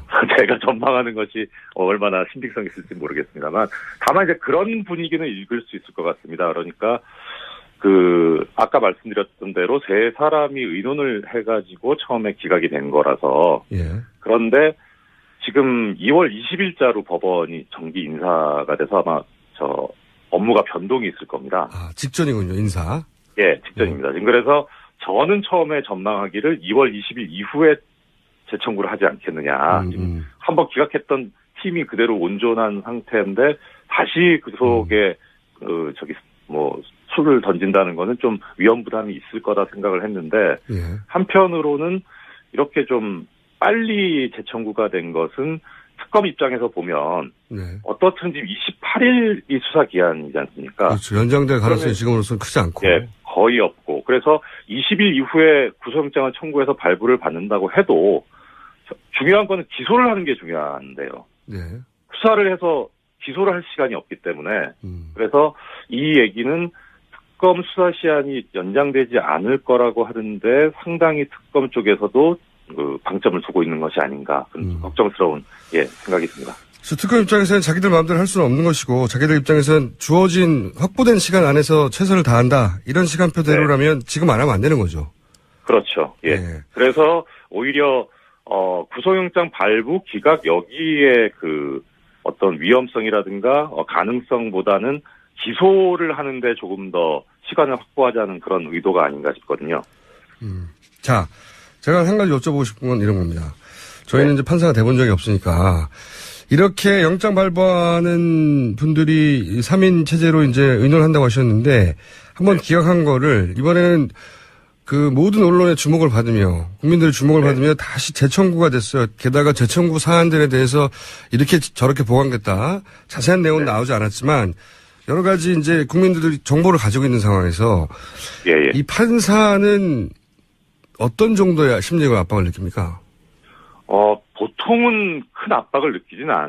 그래요? 왜냐하면 그러니까 어차피 기록을 보고 판단을 하고 기록과 신문 결과를 가지고 판단을 하기 때문에 가장 그 사건에 근접해 있는 사람이라고 보는 게 맞기는 맞습니다. 그래서 일단은 뭐 외부에서 어떤 얘기가 들어오더라도 나는 내가 본 기록과 피의자 신문 결과를 가지고 거기에 맞게 결정을 판단을 했다라고 하기 때문에 압박을 안 받는데 이번 사안은 좀 다른 게 아시다시피 그 법원 앞에서 뭐 많은 법학 교수님들하고 변호사님들이 법률가들이 농성도 했었고요. 노숙 농성도 하고 뭐 거의 모든 언론에서 그러니까 일부 뭐 저기 경제지 빼놓고는 다 이 영장 기각이 잘못된 거다. 지금 그리고 그 영장 심사하는 분의 성함이 판사 성함이 사람들이 얼마나 관심이 많은지 계속 검색어에 올라와 있어요. 그렇죠. 이런 경우는 없었거든요, 과거에. 그러니까 말입니다. 그래서 하나 뭐 참고로 말씀드리자면 그 최경희 총장 처음에 구속영장 기각됐던 그 기각했던 판사입니다. 이거 재청구 사건 이재용 부회장 재청구 사건을 맡고 있는 사람이요. 하여튼 그래서 그런 그 초유의 그 항의 사태가 벌어졌기 때문에 그 부분에 관해서는 전혀 신경을 안 쓰지는 않을 거고요. 그게 어떤 그 결과라고 해나 그런 것으로 나타난 것이 제가 보기에는 김기춘 전 비서실장과 조윤선 장관 이 두 사람 다 구속영장 발부됐던 게 법원에서도 어느 정도 이 지금 영향을 받았다.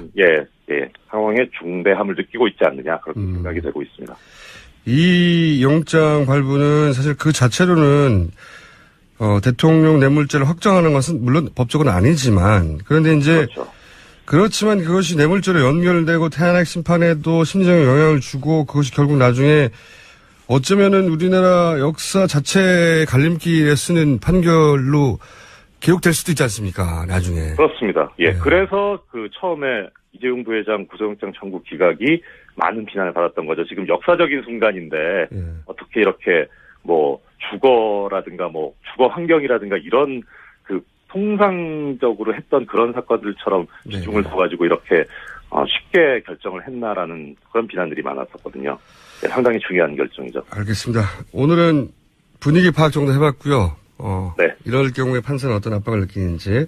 자, 딱 한 가지만 질문 드릴게요. 그래서 기각과 발부의 확률을 각각 개인적으로 전망하면요. 저는 8대2로 기각된다에 750원을 걸었습니다. 저는 6대4로 기각 쪽에 760원. 자, 그러면 금요일 아침에 결과 나오는 대로 첫 인터뷰를 하기로 예약해놓고 알겠습니다. 오늘 여기까지 하겠습니다. 감사합니다. 감사합니다. 지금까지 이정열 전 부장판사였습니다. 자, 악마 사제처럼 양재열이 아니죠. 양지열 변호사입니다. 양지를 지향하는 변호사 양지열입니다. 양지밖에 모르는. 그렇죠. 따뜻한 곳만 알고. 음지의 세계를 모르는. 어둠의 세력은 잘 모르는. 음지의 진행자 제가 양재 변호사 양지열과 함께. 아니 근데 제가 오늘 아침에 변호사 심리가 잠깐 여쭤볼게요. 아침에 최동욱 전 총장 네. 인터뷰 나간 직후에 갑자기 변협 회장님이 그 밑에 개인 명의로 성명을 하나 내셨어요. 네. 그래가지고 보니까 자세히 보니까 말이 안 되는 것이 이제 변협에서 변호사 등록을 안 받아줄 수는 있잖아요. 그렇죠. 결격 사유가 원래 이제 있어서. 지방 변호사협회에서 그걸 결정을 하고 최종적으로는 대한변호사협회에서 그걸 등록 신고를 받아줘야 하는데 서울지방변협에서는 통과시켰고 서울지방 변호사협회에서 통과시켰고 대한변호사협회 심사 등록위원회에서도 의결했어요. 수리하기로 의결을 했는데 그런데 갑자기 등록신고서 의결하고 그럼 자동으로 들어가잖아요. 두 개 다. 원래는 그렇죠. 이게 근데 그 중에 개업신고서만 왜냐하면 앞에 거는 의결했으니까 말이 안 되잖아요. 변호사로서 활동할 수 있다는 자격이 있다라는 거를 심사를 했어요. 한 거고. 예. 근데 그리고 어떻게- 개업신고서는 신고제이기 때문에 예. 반려란 절차도 없잖아요. 원래는 없어요. 사실은 이게 문제가 뭐냐면 네. 원래는 법적으로 강제력이 없어서 네. 변호사협회에서 계속 요구하는 게 정말 사회적으로 무리를 일으켜서 변호사로서 개업을 하는 게 마땅치 않은 사람이라도 원래는 이거를 법적으로 쫓을 방법이 없거든요. 사실은. 근데 오늘 아침 같은 경우는 왜 최동욱 전 검찰총장 같은 경우는 갑자기 받아놓고 반려했는지. 전날 밤에 등록해주고 다음날 아침에 개업신고서는 반려한다고. 그러니까요. 이런 경우는 전례가 없어요. 등록을 안 해주면 안 해줬지. 저도 처음 봤어요. 왜 그런지 모르겠어. 왜 그러긴요. 저희 방송에 나간 거를 뉴스로 덮으려고 한 거지. 등록을 안 받아준 경우는 있습니다. 아니, 그러니까 등록 자체는 말씀드렸다시피 심사위원회가 따로 있으니까 그렇죠. 등록심사위원회에서 이 사람이 과연 자격이 있느냐 아니면 변호사로- 징계 사유 같은 것들이 그렇죠. 있느냐. 변호사로 그런 것도 개업할 보는데 자격이 없다고 안 근데 받아준 경우 개업 신고를 안 받아준 건 원래 이건 세무서에서 나는 건데. 게다가 대한변협하고 성명서가 난 게 아니에요. 대한변협 밑에 회장님 명의로 난 거예요. 뉴스는 대한변협 명의로 나왔는데 개인 명의로 나왔나요? 아니 그게? 그래서 자세히 보시면 원래는 대한변협으로 딱 나와야 되잖아요. 성명이라는 게 대한변. 근데 지난번에 이 변협 회장님이 개인적으로 변협 명의로 그 테러 방지법 때 네. 그 독단이죠. 이런 경우는 독단으로 테러 방지법을 지지한다고 대한변협이라고 써서 그냥 성명을 냈거든요. 그래서 한번 또 회원들이 가서 또 항의하고 또 당연하죠. 한번 그래서 사과 성명을 냈죠. 그렇죠. 그래서 이번에는 그래서 대한변협이라고 안 하고 대한변협 밑에 회장 누구라고 개인 이름을 적어서 내셨어요. 그러면 더더군다나 그렇다면 본인이 개인 페이스북에 쓴 것과 마찬가지 효력이 불가한 겁니다. 왜냐하면 자기 개인 의견을 성명으로 낸 거예요. 회장 아니, 개인 왜 입장을. 그게 다른 데도 아니고 변호사협회에서 그런 일이 벌어졌는데 참 이상한 일인데 그건 명확하게 말씀드리지만 법적인 효과는 전혀 없는 전혀 없고 일이죠. 둘 다 안 받아주면 모르겠는데 받아줬는데 다음날 하나만 아침에 받아주면은- 그중에 개업 신고서만 반려. 이건 말이 안 되는. 그럼 그러니까 일만 못하게 하겠다라는 건데 이거는 최동욱 전 총장 입장에서 그냥 있지는 않을 것 같네요. 이게 말이 안 되는 거죠. 더더군다나 그게 하필이면 저희가 인터뷰한 직후에 나오는 무슨 인터뷰를 했길래 이렇게까지. 인터뷰는 훌륭합니다. 자, 네. 나 화가 나가지고 자세히 물어보면 물어볼수록 공장장 때문에 그런 거예요? 그러면 결국 책임져야겠네. 오늘은 뭡니까 아이템이? 오늘 고영태 씨 녹취 파일 가지고 자꾸 아, 말이 녹취 파일. 많아서. 네. 참, 그러고 보니까 고영태 씨 지난주에 제가 분명히 헌재 출석 안 한다 그랬는데 어둠의 정보에서 헌재 출석을 할 것이라고. 아니 예. 전날까지만 해도 한다고. 전날까지만 해도 내기하지 않았나요, 우리? 내기까지는 안 했어요. 내기 안 다행히. 했어요? 네. 아, 다행이네. 큰일 날 뻔했네. 아, 씨. 한 1,500 걸었어야 되는데. 아. 지금 사실 전날까지만 이제- 한다고 그랬어요. 전날. 근데 이제 그 법원 갔다 와서 네. 그쪽에서 받는 공격들이 있었습니까? 그렇죠. 그게 이제 보도되고 나서 가족들이 말렸다고 하더라고요. 마지막에. 그건 뉴스에 나온 얘기인데? 그렇게도 들었죠. 실제로. 뉴스를 보는 게 아니라. 알겠습니다. 아이, 정말. 그때 돈을 안 걸었기 다행이지. 지금 사실은 이제 고영태 녹취 파일이라고 많이 얘기는 나오는데 네. 원래 이제 고영태 씨가 녹음을 한 건 아니고 그렇죠. 상대방이 한 거죠. 김수현 씨라는 사람이 네. 블루케이 대표로 있으면서 예. 자동으로 녹음이 되는 어플리케이션을 설치를 해놨던 거기 보면 거예요. 짜장면 배달하는 것도 있고, 그러니까요. 영어 강의하는 것도 있고, 뭐 대부분 다른 내용이래요. 그러니까 2250개 가량은 말씀하신 것처럼 완전히 사적인 내용인 거고 네. 검찰이 의미 있다고 본 건 29개 정도거든요. 근데 이게 정말 웃긴 게, 박근혜 대통령 측에서는 그 2,500개를 다 들어보자는 거 아닙니까? 짜장면 얘기도 듣고, 헌재에서 언제 다 들어요? 저는 표현이 참 창조적인 게 공개검증이라는 표현을 쓰셨어요.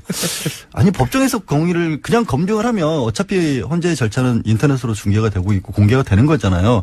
그걸 왜 공개검증이라는 표현까지 써가면서 꼭 다 같이 들어보지 않으면 안 될 것처럼 했는데 거기 얘기한 것처럼 짜장면 뭐 몇 그릇 주세요 이런 걸 왜 듣고 있어야 되는 거예요? 그러니까 거기 헌재 재판관하고 방청객하고 언론인들 다 모여가지고 생중계로 짜장면 주세요 이런 거 듣고 집에 있어요. 엄마한테 안부 전하는 것도 그렇게 많이 들어있다는데 효자였는지 모르겠는데. 영어 강의하는 것도 들었다지. 하여튼 근데 이게 그러면 이게 녹취 파일이 얼마나 큰 영향력을 가질 것이냐라고 생각을 해보면 아까 고영태 씨 얘기를 왜 꺼냈냐면 헌재가 증인으로 출석 안 했으니까 증인 채택 철회해버렸습니다. 예. 그 얘기는 고영태 씨 얘기 안 들어봐도 된다는 거예요. 탄핵 심판하는데. 네. 별 의미 없다는 게 이미 헌법재판소에서 입장을 여러 차례 나와버린 밝혔거든요. 거예요. 예. 그리고 형사재판 나왔던 부분들은 이제 검찰에서 얘기한 거는 그대로 진술로 증거로 못 쓰더라도 형사재판에서 증언한 거 있잖아요. 본인이 지금 나와서 증언했죠. 네, 그거는 문서송부 촉탁이라는 거 있어서 네. 그때 증언한 거를 기록한 거를 법원에 보내달라고 하면 그걸 그냥 고스란히 쓸 수가 있고 독일한 법적 효과죠. 네. 예. 그거에 대해서는 탄핵심판 대리인단 측에서도 뭐라고 말을 못하는 게 뭐 어차피 변호사들이 그쪽에서 밤대신 분도 다 했기 때문에 네. 어차피 내용은 다 나온 거거든요. 네. 녹취 파일이라고 해서 새로운 게 나올 게 일단은 없어요. 첫 번째는. 네. 두 번째는 내용이 이제 언론에 많이 공개가 됐지만 이제 대리인단에서 문제 삼고 있는 게 그거잖아요. 이거 재단을 뻥 터지면 네. 최순실 씨나 아니면 현재 사무총장 날려버리고 그럼 우리가 할 수 있는 거 아니냐. 할 수 있는 거 아니냐 이런 얘기를 했다라는 네. 거예요. 그러면 저는 그 얘기를 듣고 나서 그러면 뻥 터지기 전엔 최순실 거였다는 얘기네. 그 얘기예요. 다 나오는 게. 이게 어떻게 더 유리하냐고. 그 얘기예요. 저도 정말 이해가 안 가요. 네. 거기 나오면 다 나오잖아요. 최순실 씨라는 사람이 얼마나 대단한 사람이라는지를 그 사람들끼리 계속 얘기를 하잖아요. 그러니까요. 그 위에 아무도 없어. 네, 뭐. 회장님 아니면 아무것도 못해. 네. 새벽까지 연설문 고쳐가지고 보내줘야 겨우 통과가 되고 대통령은 있어. 회장님 없으면 아무것도 못해. 옷도 못 갈아입어. 네. 이런 얘기까지 나오고 있는데 그걸 다 들어서 어쩌겠다는 건지 잘 시간을 이해가 안 지연하겠다는 가는데. 거죠. 근데 시간을 지연하는 것도 있고요. 실제로 저도 이제 소송을 해보면 정말 암담한 소송이 있거든요. 뭐 하나 이만하는 거 하나도 찾아낼 게 없을 때. 네. 그때 뭐 하나 정말 지푸라기라도 잡으면 꽂혀요, 사람이. 그래서 거기 매달릴 수밖에 없어요. 그러니까 어떻게든 거기서 반전의 기회를 만들고 싶어 하는 것 같은데 별로 안 통할 것 같고. 이게 뻥 터지면 우리가 다 먹을 수 있잖아. 이런 얘기를 농담으로 했던 진담으로 했던 상관없이 아니 거기 실무자들이 위에 있는 사람 날아가면 야 우리가 대장하는 거 아니야? 이런 말 할 수 있어요. 그게 나쁜 의도든 좋은 의도든 무슨 의도든 간에. 근데 이 재판에서 중요한 건 그게 아니고 이 사람이 그런 마음을 먹었냐가 아니라 뻥 터지기 전에는 그러면 최순실 거였다는 얘기가 그 안에도 나오잖아요. 그러니까 그 얘기를 다 최순실 씨를 어떻게든 동원해가지고 고영태 씨한테 형이라고 부르면서 최순실 씨 회장님 또 어떻게든 바람을 넣어서 이 사업이 좀 하게 해달라. 그럼 최순실 씨가 결국에는 다 힘을 썼다는 얘기가 거기서 나오고 일관되게 있고. 나오는 거죠. 그리고 이제 이게 농담이냐 진담이냐는 얘기를 했을 때 고영태 씨도 그랬잖아요. 본인이 언론 인터뷰를 통해서 내가 의인도 아니지만 쓰레기도 아니다. 네. 그리고 분명히 부정한 이익을 찾으려 했었다. 그건 맞잖아요. 인정해야 네. 되잖아. 약간의 공범으로서의 노릇을 했으니까 내부 고발도 할 수 있는 거지. 그럼 아무것도 모르는 사람이 선량한 사람이 어떻게 정보를 알겠어요. 그걸 이제 흐트론을 잡는 건데 제가 참 어제였나요? 김진태 의원이 기자회견 해가지고 7가지 혐의를 들어가면서 구속 수사를 해야 한다라고 주장을 했지 않습니까? 네.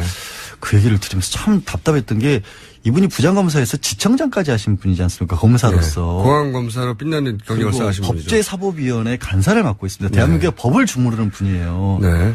근데 왜 법을 이렇게 왜곡을 시키는지 모르겠다. 정말 답답하다. 그분의 세계는 그분의 눈으로 보면 지금 이 현재 그러니까 소위 맞불 집회. 저는 태극기 집회라고 부르는 자체도 마음에 안 들어요. 반대 집회라고 하죠. 그냥 네. 반대 집회. 반대 집회, 맞불 집회. 이 집회 주요 주장이 이거잖아요. 이 탄핵 심판 자체가 국가 전복 기도라는 거 아닙니까? 내란이라는 거죠. 내란이고 국가 전복 기도고 이것은 공산화를 위한 거라잖아요. 공장장은 내란 선동을 하고 있고. 그러니까 국민 80%가 지금 공산당이 된 거예요. 다 속았다는 거잖아요. 그러니까 일부 공산당이. 언론은 검찰이 짜고. 근데 그 연장선상에 계신 아니, 근데 최전선에 김진태 의원이 있으니까 정치적인 어떤 소신은 좋다 이거예요. 그럴 수 있다. 거기까지 받아들일게요. 근데 왜 법조인으로서는 이건 안 되는 얘기냐면 농담이든 진담이든 이런 얘기를 했다라는 것, 빵 터지면 우리가 차지하자. 이거는 일종의 자기네들끼리 작당했다, 모의했다 이런 거지 그렇죠. 않습니까? 근데 이런 모의와 관련돼서 법조계에서 이제 가장 먼저 정말 신입생 때 배우는 게 한탕하자 사건이라는 사건이 있어요. 한탕하자 사건. 뭐냐면 군인들끼리 저녁 앞두고 네. 야 우리 거기에 전역하고 할 일도 없는데 무기 탈취해가지고 네. 나가서 하이나 한탕하자. 한탕하자. 하고 자기들끼리 모의를 한 거예요. 모의. 그게 군 검찰에 발각이 된 거예요. 오케이. 사전에. 예. 예. 무죄 받았어요. 왜? 모의만 갖고는 강도 네. 같은 거 이런 거 하기에는 너무 구체적인 계획이 하나도 없었다. 그렇지. 그러니까 강도는 사실 이런 얘기는 우린 자주 하거든요. 저희 제작진하고는 제가 내각을 이미 다 구성했어요. 내각을 예. 내라를 다 쿠데타를 성공을 한 거예요. 그러니까 제가 아니 너 세상에 어지러면 내가 대통령할게. 뭐 가지고 싶은 거 뭐야? 방송국 몇 개 나눠줬어 이미. 어제 술 먹으니까 제가 어제 술 한잔 했거든요, 사실은. 예. 맥주집에 있었는데 예. 옆 테이블 아저씨들 심각한 얘기 많이 하시더라고요. 그러니까요. 당신들이 정권을 맡으면 어떻게 하시겠다는 그러니까 그런 수준의 얘기만으로는 예비나 음모도 안 된다는 뭐 드릴까요? 거고. 뭘요? 뭐 저요? 드릴까요? 저 황교익 씨는 뭐 드린다니까 안 한다는 거예요. 그래서 시각청 정도 달라고. 시각청. 그래서 시각청 드렸고 저희 책임 PD는 SBS 달라고 그래가지고 제가 야 KBS도 해가지고 두 개 가졌어요. 저는 최근에 일련의 사태를 보니까 문체부가 알짜인 것 같아요. 그런 얘기인 거죠. 이런 그러니까 게. 그 수준이라는 거. 그래서 사기 미수는 절대로 될 수가 없고 또 두 번째로 나왔던 게 이제 공갈도 될 수 있을 것 같다. 그러니까 게이트 폭로할 테니까 5억 원을 달라라 요구를 했다라고 하는데 이거는 최순실 씨가 거의 착각한 걸로 지금 밝혀지고 있죠. 그러니까 이성한 미르재단 이사가 그때 당시에 돈이 좀 급해서 그건 고영태 씨 얘기도 아니에요. 고영태 씨 얘기도 아니고 네. 그래서 5억 원을 협박을 한 것도 아니고 땅을 사주든지 빌려달라. 그러면 이걸 담보로 주겠다. 그거를 최순실 씨는 달라 그랬다고 하는데 최순실 씨 얘기를 그대로 옮겨도 땅을 사주든지 5억을 달라 그랬다. 이게 협박이에요? 자기 돈. 이것도 공갈이 안 되는 거고요. 네. 두 번째는 이제 절도가 또 나오죠. 절도. 그때 네. 공무상 비밀 문서들 많이 나왔었는데 고영태 네. 씨가 이걸 문서를 가져가서 밖에 흘린 게 아니냐. 네네. 태블릿하고 연결되는 거죠. 네. 태블릿하고 연결되는 거기도 하고. 근데 문서 같은 경우에는 일반적으로 법적으로 이게 절도죄가 될 수 없다라고 봐요. 문서는. 왜 문서의 중요한 의미는 뭐가 있냐면 그 안에 들어가는 정보가 중요한 거지 문서가 중요한 건 아니잖아요. 종이짝이 중요한 게 아니잖아요. 그렇죠.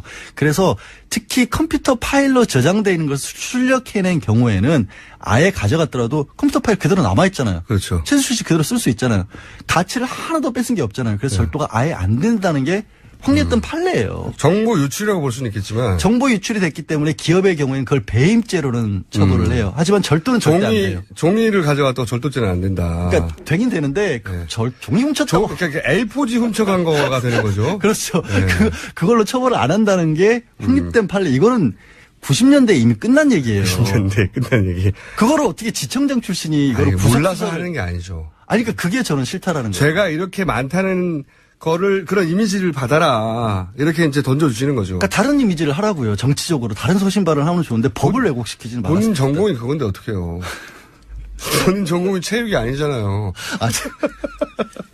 뭘 만들어도 본인 전공에서 만들어야지. 그러게요. 그래서 이제 이렇게 이제 검찰까지 한 분이 이런 얘기를 하면 이제 이 맞불 집회에서 그런가 보다. 솔깃하실 수 있죠. 그렇죠. 아니, 아니라 김진태 의원에 대해서는 정말 진짜 의인으로 정말 최고의 어떤 뭐 지도자로 그렇게 추앙을 받는 상황인데 추앙을 할 때 하더라도 정치적인 걸로 모르겠지만 법적으로는 다 틀린 얘기라는 걸 알고 하셨으면 좋겠습니다.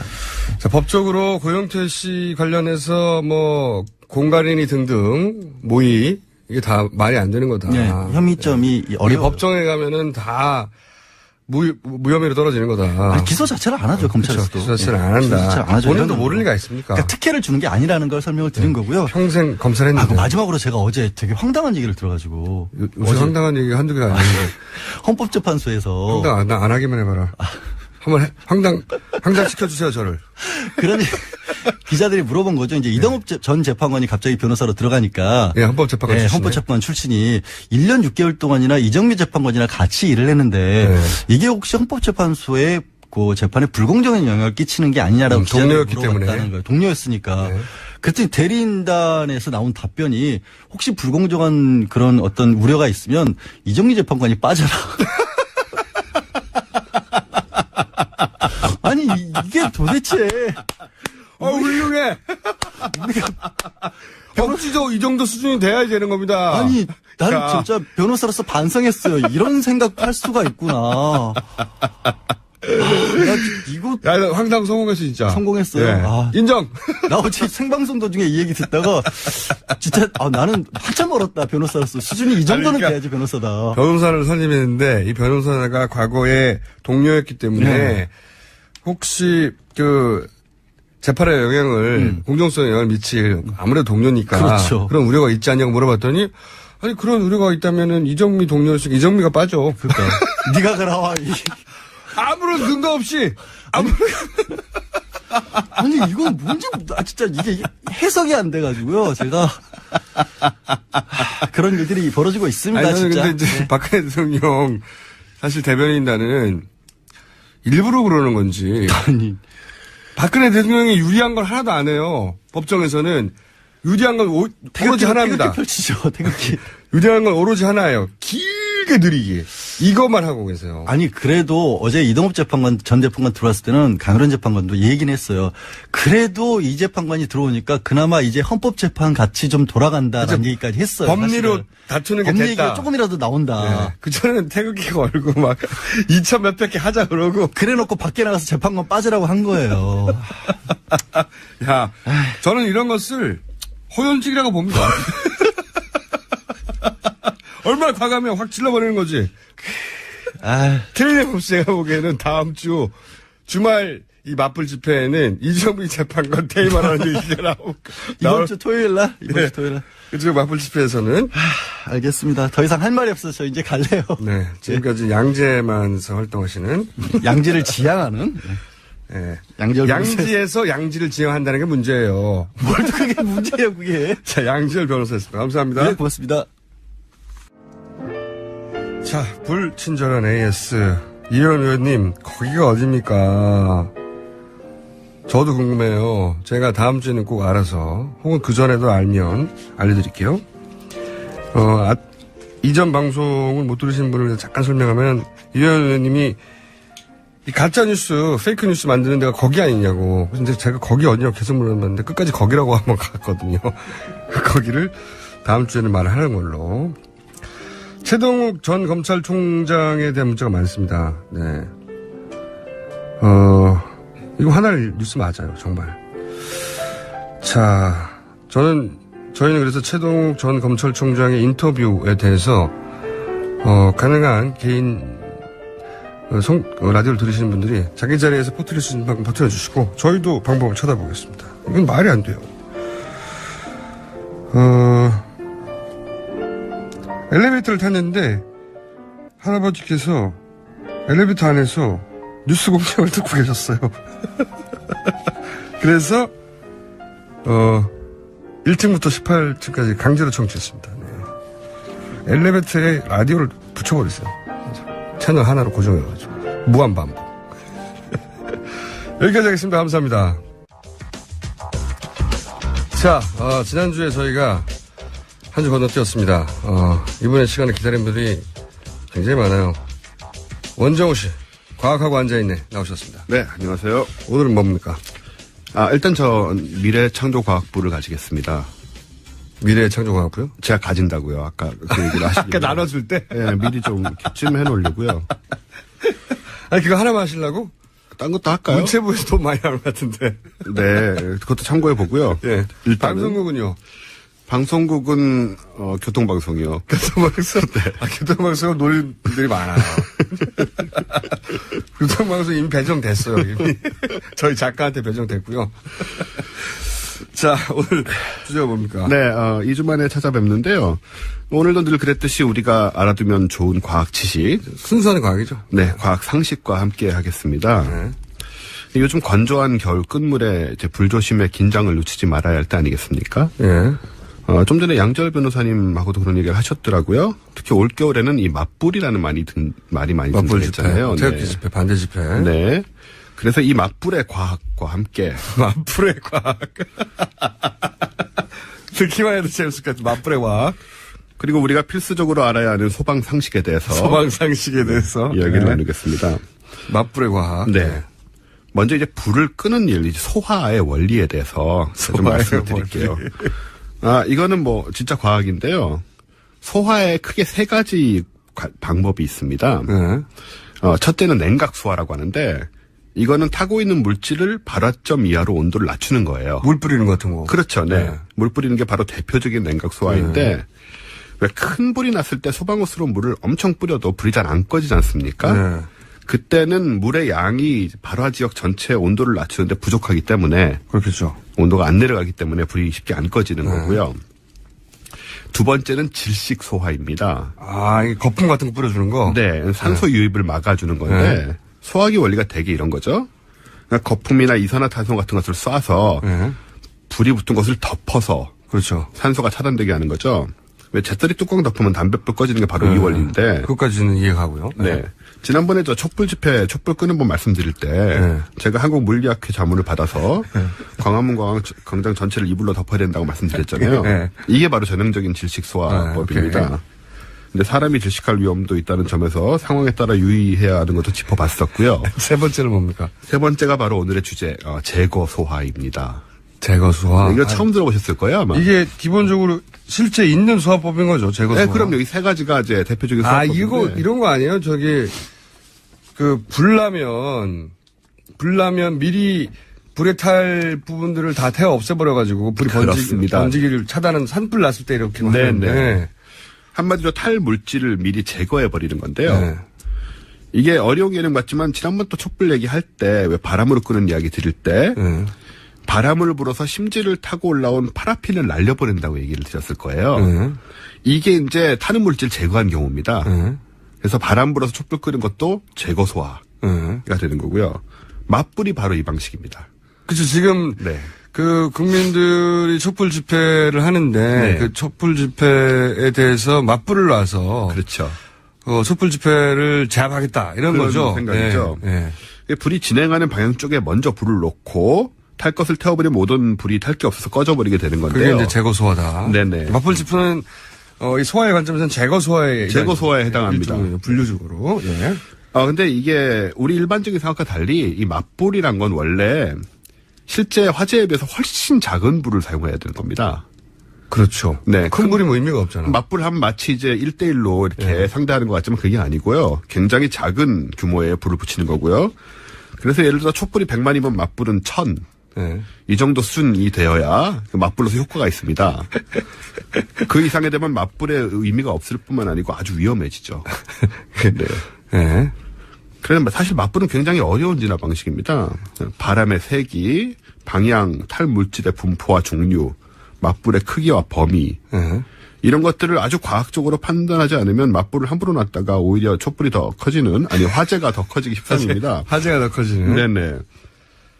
그래서 이 맞불을 놓을 때는 굉장히 조심을 해야 되고요. 미국의 경우에는 소방국장이 단독으로 맞불을 명령할 수 없게 돼 있어요. 위험해서 방식 네. 자체가 그 불을 더 키울 수도 있다. 그렇습니다. 굉장히 위험하기 때문에 그 지역의 관련자들이 함께 결정을 합니다.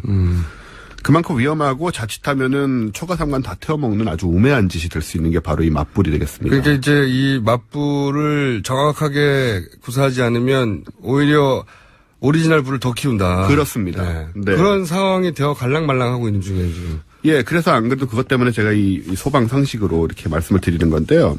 게다가 이 맞불을 붙이면서 뭐 불이 붙기 쉬운 깃발 같은 걸 잔뜩 들고 다닌다거나 아니면 술에 잔뜩 취한 음주 맞불 혹은 폭력 맞불 폭력 맞불. 또 이 불의 성질에 대해 충분히 숙지하지 못한 요원들이 일당을 받고 투입된다거나 이런 일은 화재를 훨씬 더 키우는 위험한 결과로 이어질 수 있죠. 제가 그 말씀하시니까 네. 제보받은 몇 가지가 있는데 네. 아마도 이제 이 소위 말하는 지금 맞불 집회에 참석하신 분인 것으로 추정되는 분. 네. 네. 그 맞불 집회 인근에 있는 가게들 점주로부터 들은 이야기 있어요. 네. 어떤 얘기가 있냐면 그런 집회가 많이 열리는 지역들이 다 정해져 있잖아요. 네. 그 지역 중에 한 군데에 있는 옷가게 점주가 저한테 제보를 한 내용인데 한 달 반 전부터 그러니까 이 맞불 집회 시작된 시간부터 이 복장에 일관성이 없는 분들이 가게를 들어온답니다. 어떻게 들어오냐? 분명히 양복을 입었는데 운동화는 떨어지기 직전에 운동화를 한 10년쯤 된 것 같은. 그런 운동화를 신고 양복인데 머리는 감지 않은 더벅머리. 그래서 이분을 내가 쫓아내야 되나 아니야. 잠시 망설이게 만든 분이 들어와서 네. 쭉 훑어보고 현금으로 뭘 산대요. 현금으로요. 예, 현금으로 예를 들어서 뭐 옷을 사거나 산답니다. 네. 사고 나서 약 3시간 혹은 5시간 후에 그게 다 구겨진 상태로 반납을 하러 반품이라고 합니까? 예. 마음에 안 든다고 반품으로 오시는 분들이 그렇게 늘어났답니다. 글쎄 좀. 그래서 그분들이 듣고 보니까 네. 그분들이 그분이라는 거를 자기들도 느끼는군요. 최근에 깨달았다고. 네. 그래서 그 주변 가게들한테 자기가 물어보니 주변 가게들도 비슷한 일을 갖고 있다고요. 그러니까 거기 가서 현금으로 옷을 산 다음에 그 옷을 착용이 한 게 틀림없는데 무슨 일을 했는지 그 옷이 다 들어오진 상태로 와가지고 반품을 하는데 안 해준다 그러면 그렇게 난리를 친 다음에 역정을 내시고. 예, 역정을 내시고 반품을 완성하시는 게 간단하네요. 그래서 그런 분들이 바로 제가 우려했던 그 불의 성질에 대해 충분히 숙지하지 못한 초심 요원들? 네, 이런 분들이 아닌가 이렇게 의심해봄직하죠. 제거 소화를 하려다가 발화를 하게 된다. 네. 뭐 그런 이야기네요. 게다가 이런 분들이 이제 의식이 부족하기 때문에 뭐 쓰레기를 아무데나 버리고 이러다 보면 그런 지역에서 또 불이 일어날 수 있는 가능성이 크기 때문에 굉장히 조심해야 되는 것입니다. 이 방송을 혹시 들으신 그 기자분들 있으면 그 집회가 집중적으로 열리는 곳 주변에 옷가게나 이런 데 한번 집중 취재해 보세요. 거기 들어가가지고 옷을 입고 분명히 서너 시간 후에 바로 반납하는 분들이 최근 주말에 급증했다고. 그래서 장사가 안 돼가지고 요즘. 예. 그 촛불 집회 쪽 분들은 장사가 잘 돼서 굉장히 환호하셨잖아요. 예. 근데 맞불 집회 열리는 인근에 특정 연령대 분들이 집중적으로 와가지고 옷 사입고 그 옷을 반품한답니다. 서너 시간 후에. 꼭 현금으로 낸대요. 네. 예. 그 뭐 현금으로 내신 데는 이유가 있겠죠. 옷을 거기서 그분의 이제 정리에 따르면 이유는 알 수 없으나 깨끗한 옷을 사입고 갔다가 돌아와서 옷을 반품한다는 거죠. 꼭 현금으로 낸대요. 카드로 안 내고. 네, 이런 분들 조심해야 됩니다. 신발이 특징은 신발이 더럽답니다. 매우. 네. 예, 소방상식으로 다시 넘어가세요. 그래서 이제 이런 맞불질, 잘못된 맞불질 잘못하면은 이제 그 홀라당 다 태워먹는 그런 사태가 벌어지고 있기 때문에 이런 대형 화재로 연결되지 않도록 우리가 이 건조한 겨울철에 주의를 해야 되고요. 또 얼마 전에 보니까 모 보수 정당이 이름을 바꾸면서 상징을 횃불로 정했더라고요. 맞아요. 네. 이런 횃불질이야말로 더더욱이나 그 나라를 홀라당 태워먹을 수 있는 굉장히 위험한 저 인상이었습니다. 네, 여러 가지 인상이었어요. 의미로 횃불을 했다는 게. 그렇죠. 북한 주체탑? 듣고 보니 그러네요. 비슷해요. 예, 되게 비슷해요. 그 레닌 횃불하고도 비슷하고 해서 이 정당이 우리 자유민주주의 사회에서 어떤 잘못된 이념을 지향하고 있는 것은 아닌지 그런 의심도 좀 들었고요. 상징물만으로 그렇게 생각하면 안 되죠. 네. 제가 좀 오해를 한 것 같군요. 자, 그럼 마지막으로 겨울철 불조심에 관해서 네. 간략하게 정리해 주십시오.